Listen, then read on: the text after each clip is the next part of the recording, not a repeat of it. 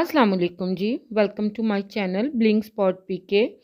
कैसे हैं आप सब? मुझे उम्मीद है कि आप सब खैरियत से होंगे। आज हम बनाएंगे रमज़ान स्पेशल में मिनी आलू समोसा। ये समोसे हर किसी के मनपसंद हैं।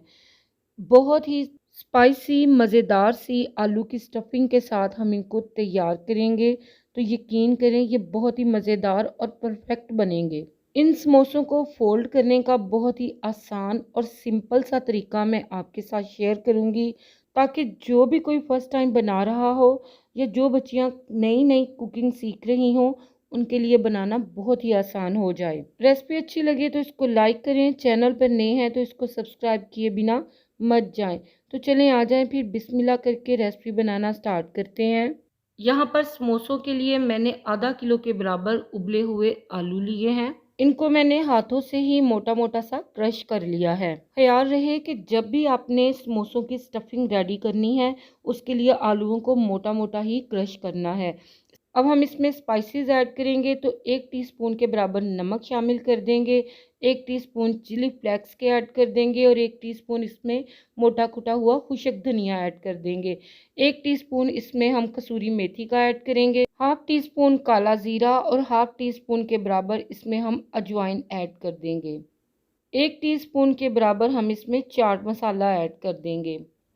अब हम इसमें शामिल करेंगे मुट्ठी भर कटे हुए पुदीने के पत्ते, हाफ कप के बराबर चॉप की हुई स्प्रिंग ऑनियन, इसका वाइट और ग्रीन दोनों पार्ट मैंने यूज़ किए हैं।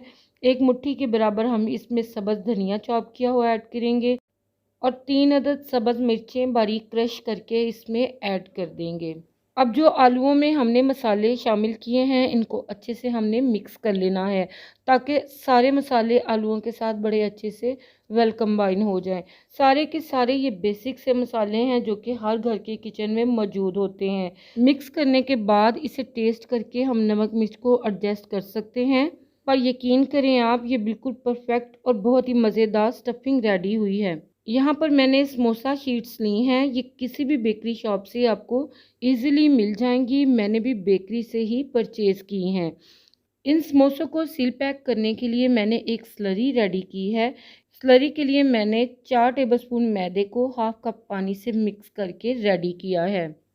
अब समोसे को किस तरह से फ़ोल्ड करना है, मेरी पूरी कोशिश होगी कि मैं आपके साथ बहुत ही इजी तरीका शेयर करूं। इसके एक किनारे को उठाकर दूसरी तरफ इस तरह से रखना है कि शीट हमारी थोड़ी सी बाहर को निकली हो।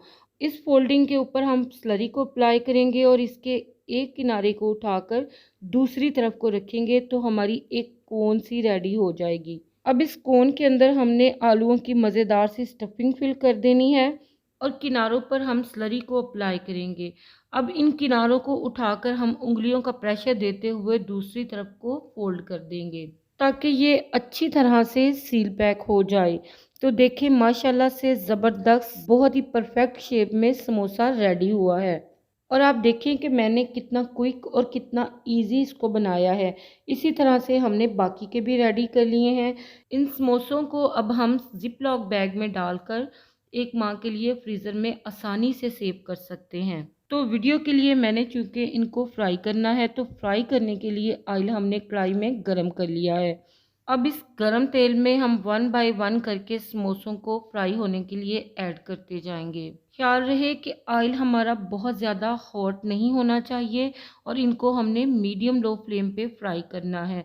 ये समोसा शीट बहुत जल्दी ऊपर से ब्राउन होना शुरू हो जाती हैं, तो लिहाजा हाई फ्लेम पे तो हमने बिल्कुल भी नहीं इनको फ्राई करना, क्योंकि हाई फ्लेम पे इनकी ऊपर वाली लेयर एकदम से ब्राउन हो जाएगी और अंदर की शीट पॉसिबल है कि वो कच्ची रह जाए।